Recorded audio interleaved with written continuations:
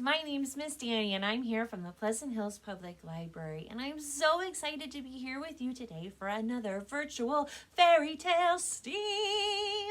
So as you might remember, STEAM stands for Science, Technology, Engineering, Arts, and Math, and we'll be touching on all of those subject areas for our project today. Today we're going to be talking all about musical instruments. So musical instruments can be found in folklore and fairy tales from around the world. Sometimes they play a very important role in the story, and sometimes they're just a fun addition. Perhaps the oldest story featuring a musical instrument is the Greek myth around the god Pan. So Pan was a half-man, half-goat-like creature who fell in love with a water nymph, but she didn't love him back. So she approached the god Zeus and asked for protection. Zeus turned her into water reeds, which angered Pan, so he smashed the reeds to bits. But then he felt really bad about it, so he gathered all the reeds and he fashioned them into an instrument. He named them after his love, and he named them Sphinx. Now we call them pan flutes. Our first story today features a different type of flute, and it is perhaps the most well-known fairy tale featuring a musical instrument. This is the Piper of Hamlin. This is a German fairy tale that's been retold by Robert Holden, illustrated by Jerome Sack, and read today with permission of Houghton Mifflin Harcourt Publishing. Hamlin Town was a town divided. Rats and men lived side by side, and where the difference truly lay, some say, was undecided. Rats by day and rats by night ate their fill and put all to flight. Dogs were chased and cats fled the scene. Babies were bitten and mothers screamed. People were even afraid to doze, for fear the rats would nibble their toes. Ugh. Enough was enough, so they called a meeting. The whole town gathered to voice their woes. But above all their noise, above all the bleating, all that was heard was rats squeaking. The crowd grew angry and the crowd grew mad. They vowed they'd give up all they had, their most treasured possessions, the town's greatest riches, to remove all the rats. They'd even use witches. Then across all this clamor there fell one clear tune, like peace after wartime, like roses in bloom, and into the town that begged for some magic. No witches arrived, nothing evil or tragic. Instead, in the square stood a figure of wonder, who without any pause and without any blunder proceeded to round up the rats.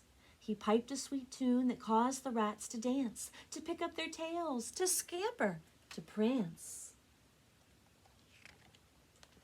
It promised rats pleasure, they needn't say please. It promised an endless supply of fine cheese. Hamlin was free, the future looked brighter. But after the tune, you must pay the piper. The crowd had seen magic, and yet, after they cheered, their own rat-like nature was shown in their greed. What? Give you all we have? The town's greatest riches? Huh, you'd be lucky to get a new pair of breeches.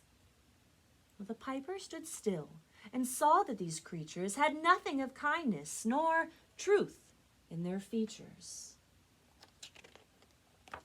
And looking beyond them, he spurned all their gold. Their sweetest riches could never be sold. They shone in the eyes of the girls and of boys. That was their treasure, their greatest of joys. The townspeople stood quite unable to credit. Their children were leaving to pay off their debit. The piper played once, and now he played for them twice, and the children saw visions and beheld paradise. You people of Hamlin had nothing but curses. Your hearts are now empty, but full are your purses.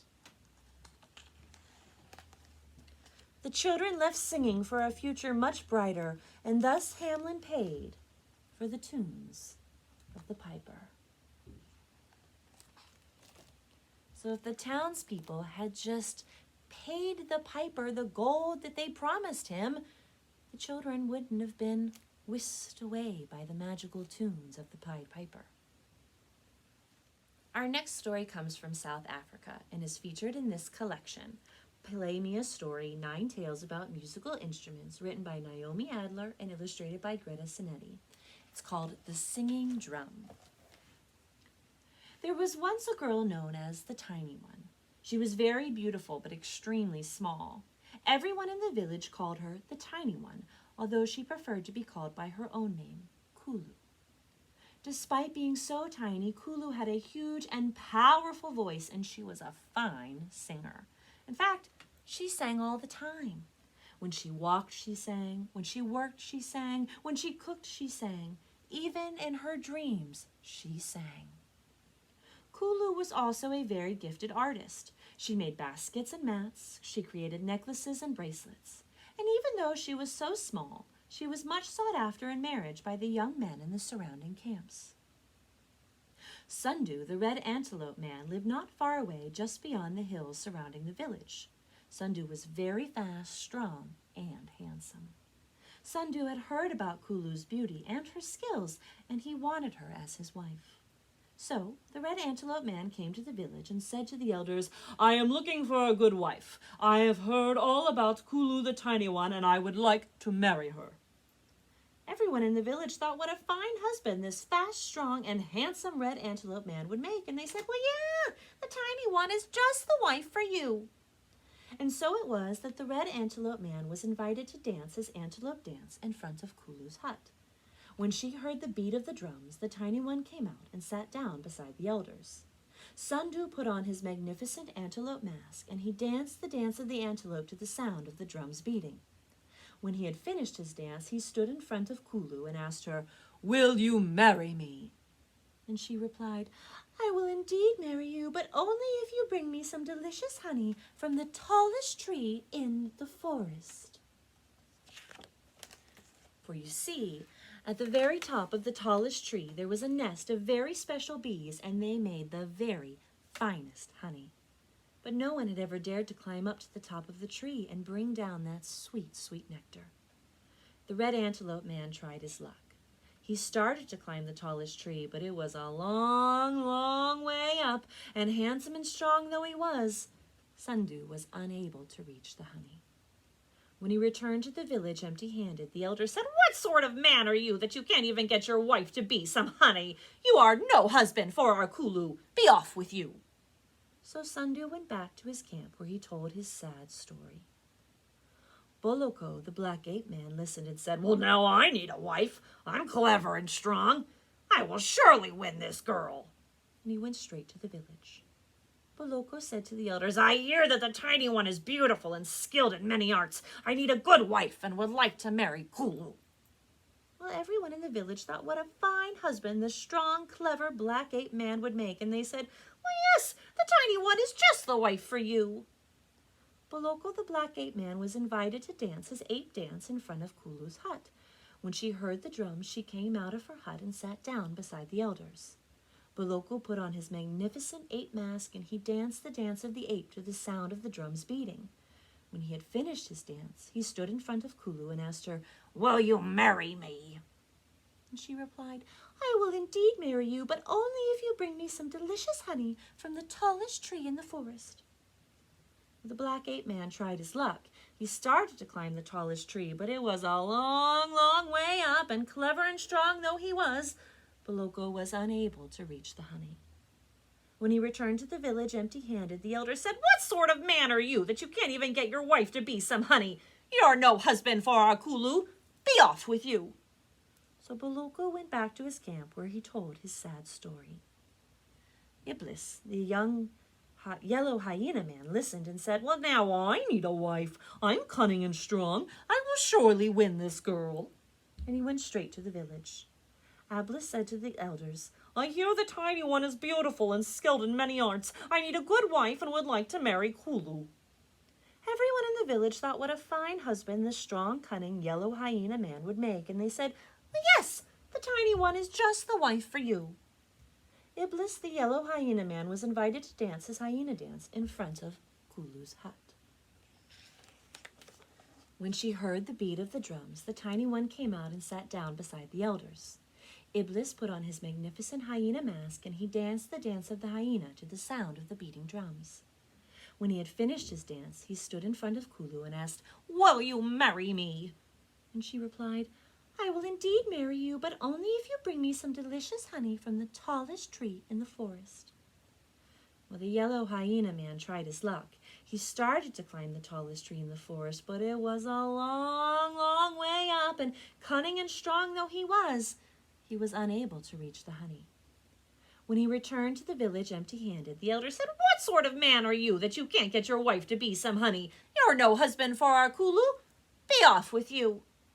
So Iblis went back to his camp, and there he told his sad story. Now, Makatua, the gray mouse man, also heard all about the tiny one. When he heard that Sandu, Boloko, and Iblis had all failed to win her, he got up and he said, "I am only a shy little gray mouse man, but I will go and ask this girl to be my wife." Everyone in the camp laughed at Makatua, but off he went. The villagers received him as they had received the others. Makatua put on his magnificent gray mouse mask and danced the dance of the mouse to the sound of the drums beating. And he then said to Kululu, "I will go and bring you some honey from the tallest tree in the forest." The gray mouse man tried his luck.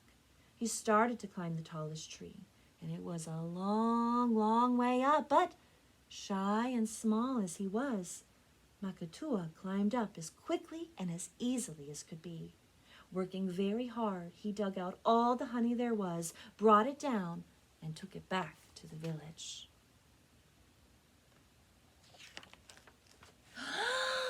Said the elders, "Here at last is someone who can fetch honey for his wife to be. Makatua, the gray mouse man, is the husband for Kulu, the tiny one." And so it was arranged that Makatua and Kulu would be married. Many things had to be prepared for the wedding. Kulu had to make a wedding necklace out of shells, and Makatua had to make a wedding headdress out of feathers and beads. So Makatua went back to the camp to tell his happy story, and everyone cheered and blessed him. Well, not quite everyone. Iblis, the yellow hyena man, was so jealous that he decided to put a stop to the wedding. The next day, Kulu went to the beach to gather beautiful shells for the wedding necklace. She was very happy, and she sang a joyful wedding song as she collected the shells from the sand. Iblis had hidden himself behind a large rock, and when the girl passed by, he pounced on her and stuffed her into his drum, saying, "Every time I beat my drum, you will sing your beautiful songs." And so it was that Kulu, the tiny one, disappeared. No one from her village knew what had happened to her. The villagers and the gray mouse man looked everywhere for her, but they never found the tiny one. They were very sad to have lost such a gifted and loving member of their tribe, and Makatua was saddest of all to have lost his beloved bride. Then Yellow Hyena Man changed his mask so that no one would ever recognize him. He set off, traveling far and wide with his singing drum. No one had ever heard such an unusual instrument before. No one had ever heard a drum with an exquisite voice singing such beautiful songs every time the drummer started to beat. Iblis was invited to perform with his singing drum at feasts and celebrations, at weddings and funerals, and he became very famous and extremely wealthy. After a few months, Iblis and his singing drum came to the tiny one's village. The elders had heard about the amazing singing drum, and they invited him to entertain them. But when they heard the voice inside the drum, they were not fooled. They recognized it as Kulu, the tiny one. The elders sent for Makatua, the gray mouse man. He gave Iblis a great deal of strong wine to drink, and when Iblis was fast asleep, Makatua opened the drum, rescued Kulu, and placed giant hornets inside the drum. In the morning, the yellow hyena man woke up and traveled to the next village. And when he beat his drum, instead of a beautiful voice coming out of it, a swarm of giant hornets flew out and stung Iblis all over. He ran to the river and jumped in to escape the stinging insects and was instantly transformed into a rock, which to this day is known as the Iblis Rock. No one dares to sit on it, though, because it is believed to have an evil spirit inside. As for Kulu, the tiny one, and her beloved Makatua, the gray mouse man, they were married in splendor and joy, with feasting and dancing for 3 days and 3 nights. They lived happily in her village. Kulu became famous for her exquisite singing and for making baskets and necklaces, while Makatua became a trader in his very special honey that he got from the tallest tree in the forest. I'd like to share one more folktale with you that features animals playing musical instruments. This is the German folktale of the Musicians of Bremen, which was featured in this collection, Yummy, 8 Favorite Fairy Tales, retold and illustrated by Lucy Cousins, and read today with permission of Candlewick Press. Once upon a time, a donkey decided to go to Bremen to become a musician, and on the way he met a sad dog. "What's the matter, dog?" asked the donkey. "Nobody loves me," said the dog. "Well, come with me to Bremen and be a musician," said the donkey. "I'll play the guitar and you can play the drums." And so they went together down the road. And soon they met a sad cat. "What's the matter, cat?" asked the donkey. "Nobody loves me," said the cat. "Well, come with us to Bremen and be a musician," said the donkey. "I'll play the guitar, dog will play the drums, and you can play the violin." And so they went together down the road. And soon they met a sad rooster. "Aw, what's the matter, rooster?" asked the donkey. "Nobody loves me," said the rooster. "Well, come with us to Bremen and be a musician," said the donkey. "I'll play the guitar, dog will play the drums, cat will play the violin, and you can sing." So they went down the road until nightfall. In the dark, they came across a robber's house, and Donkey peeped in through the window. "What can you see?" asked dog, cat, and rooster. "Well, lots of food and a warm fire," said Donkey. "What else?" asked the other. "4 robbers eating their dinner," said Donkey. Well, the animals made a plan to chase out the robbers. Donkey stood with his hooves against the window.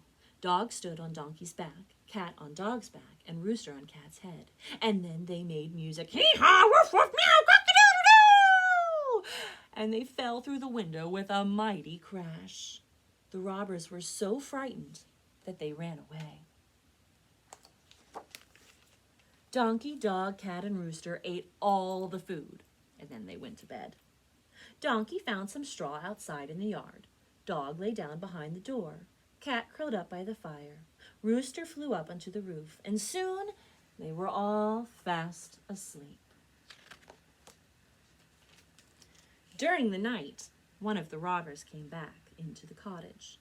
He tried to light a match from the embers of the fire, but the embers were the cat's eyes, and she leapt at him, hissing and scratching. He stepped back onto Dog, who bit him in the leg. He ran into the yard, and Donkey kicked him, and then the rooster crowed, "Cock-a-doodle-doo!" Well, the robber ran back to his friends. "Oh, there's a witch in the house who scratched my face," he cried, "and there's a man with a knife who stabbed me in the leg, and a monster in the yard who beat me with a club, and there's a judge up above who shouted, 'I'll lock you up, you rascal, you!'" Well, the robbers were so scared that they never came back again. And Donkey, Dog, Cat, and Rooster never went to Bremen, but lived happily ever after in the cottage. Next, I'm going to talk about some books that you can check out using our curbside pickup service. If you would like to check out any of the titles that I talk about today, or any item at all inside the Pleasant Hills Public Library, let us know. You can give us a call at 412-655-2424, send an email to pleasanthills@einetwork.net, or drop a comment on this video. To do a curbside pickup order, we check the books out to you. You tell us when you'd like to come pick them up, and then we set them on our curbside pickup service table. Super easy. Also, online holds have opened up in Allegheny County, so if you'd like to request online, you can do it that way too. I'm going to start by recommending some other folk and fairy tales that feature musical instruments. This is Dancing Drum, a Cherokee legend written and adapted by Terry Cohon and illustrated by Charles Reasoner. And this is The Voice of the Great Bell by Lafido Hearn, retold by Margaret Hodges and illustrated by Ed Young. This is a Chinese folktale featuring a bell. This hefty collection features many, many American folk tales and folk songs. This is From Sea to Shining Sea, a treasury of American folklore and folk songs. These lovely books teach us more about musical instruments in a picture book format. This is 88 Instruments by Chris Barton and illustrated by Lewis Thomas, and Zin Zin Zin, a violin, written by Lloyd Moss and illustrated by Marjorie Prince. Anything can be a musical instrument if you try hard enough, and if you agree with that, you'll probably enjoy these picture books. This is Max Found Two Sticks, written and illustrated by Brian Pinkley, and Play This Book, written by Jessica Young and illustrated by Daniel Wiseman. If you'd like to learn more about music, I suggest you check out these nonfiction titles. This is Frogs Play Cellos and Other Fun Facts, written by Laura Lynn DeCini and Hannah Elliott, and illustrated by Pete Oswald and Aaron Spurgeon. And this is Learn to Speak Music, written by John Crossingham and illustrated by Jeff Kulak. Do you want to learn more about musical instruments? Then you'll want to check out these cool books. This is Musical Instruments from A to Z, and this is Musical Instruments from Flutes Carved of Bone to Lutes to Modern Electric Guitars. Would you like to make different types of musical instruments? Then you'll want to check out these cool nonfiction titles. This is Be a Maker, Maker Projects for Kids Who Love Music by Rebecca Sanger, and this is Musical Instruments from the World of Design series. This fun title will teach you how to make a couple of musical instruments and also teach you about the science of sound. I highly recommend it. This is Make Music, a kid's guide to creating rhythm, playing with sound, and conducting and composing music. Our last two titles today talk all about the science of sound and music. This is from the Make It Work series. This is Sound, and this is The Science of Music by Cecilia Pinto McCarthy. And now it's time for STEAM. So for our project today, we're going to be making our very own pan flutes. They do take a little bit of practice to learn how to play. When you blow, you want to blow across the top of the straws, like this. We do have some take-home kits with all the supplies you would need to make your very own pan flute. If you're unable to get one of our kits, chances are you probably have some of these materials at home. You need straws and tape. The feathers and string are just added decoration. We did our pan flute with 8 straws, but you could do it with 5, 6, 7, 8, 9, 10, as many straws as you'd like. To get the different sounds, you need to cut the straws in a descending order so that you have some that are long and some that are short. We measured ours to be approximately an inch apart. And now I'll show you how I made this pan flute. Start by arranging your straws all together so that their ends meet up with their ends. Next, you're going to take a marker and mark the straws 1 through 8, like this. Next, we need a ruler. If you have one that has centimeters, that's great. If not, inches will work as well. We're going to make the scale approximate. It's very, very hard to get it exact using straws. I found it easier to work from 8 up to 1, but you might find it easier to work from 1 down to 8. It doesn't really matter.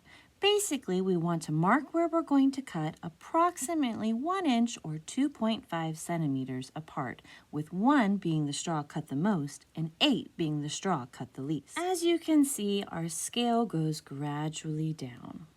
Next, we're going to need some sharp scissors. You can choose if you'd like to angle your cut or leave it straight. A traditional pan flute is cut straight with the angle being made from the reeds, but it's up to you. I kind of like the look of the angle better. And now it's time to cut This part is surprisingly fun. Watch out for flying plastic straw pieces. There's our cut pieces all ready for the next step. Now it's time to peel that tape off the wax paper. I may have measured my number 1 straw a little short. You'll notice that it's smaller than my duct tape. To fix this, I'm going to rip my duct tape in half. Maybe when you measure yours, you can make sure to keep your number 1 longer than the duct tape. Silly Miss Dani didn't measure quite right. Now we're going to put our duct tape sticky side up and arrange our pieces in order. 1, 2, 3, 4, 5, 6, 7, 8. When you're doing this part, it's important that all of your pieces line up here. You can take them off and readjust them as necessary. Once they're on there, you can use your duct tape to wrap around and make sure that they all stay secure. Now for the fun decorations. Take your string and put it on either end. And you can also lay your feathers there too. And your other piece of duct tape, or your other torn piece if you're like me, will go over top and push it down and wrap around. Ta-da! Now you have a pan flute that you can wear. Thanks for joining me, friends, for another week of virtual fairy tale STEAM. Once you've completed your project, we would love to see and even hear it on video. You can post your pictures or videos as a comment to this video. You can email them to us at pleasanthills@einetwork.net, or you can add them to our special Facebook group, Pleasant Hills Library SRC Imagine Your Story. I'm sorry, grown-ups, if your house gets a little noisy. Luckily, you can still send the kids outside for a little bit. Join us next week for our last virtual fairy tale STEAM when we talk all about superheroes. I hope you're excited. I know I am. All right, friends, I hope you have a wonderful day, and I'll see you next time. Bye.